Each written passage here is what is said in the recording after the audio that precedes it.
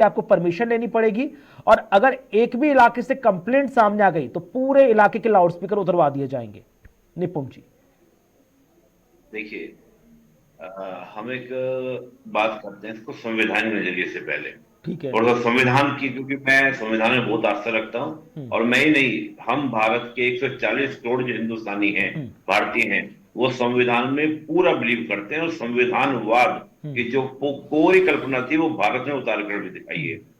संविधान का अनुच्छेद 19 ये कहता है हम्म। कि हम सबको अपनी वाक अभिव्यक्ति की स्वतंत्रता है, हम्म। लेकिन इस वाक अभिव्यक्ति की स्वतंत्रता पर आर्टिकल 19(2) में प्रतिबंध दिए गए हैं। हम्म।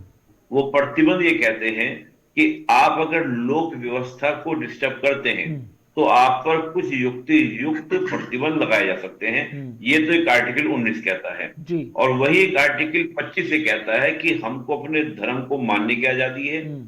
और 26 में कहा गया, 27 में कहा गया, हम सब की बात करें, लेकिन 25 है मेनली। हम्म। और जिस धर्म को है उसके अकॉर्डिंग हम आचरण भी कर सकते हैं। हम्म। तो 1925, लेकिन 25 में ये कहा गया कि आपको एब्सोल्यूट नहीं है, हम्म। उस पर भी आपका क्या है, कुछ प्रतिबंध आरोपित हो सकते हैं हम्म। जिससे व्यवस्था बिगड़े नहीं। हम्म। अब यहाँ पे ये मैंने आपको संविधान में जरिए बताया। और यहाँ पे देखिए सरकार का कहना क्या है। सरकार का कहना यह है कि बच्चों के एग्जाम चल रहे हैं। मैं कहता हूं कि अगर एग्जाम नहीं भी चल रहे हैं, हम्म। सुबह 5 बजे आप लाउड स्पीकर बजाकर, हम्म। मैं कई बार, कुणाल जी, क्या होता है कि रात को 1 बजे 2 बजे सो पाता हूं, कुछ काम की वजह से, कुछ काम कर रहा हूं।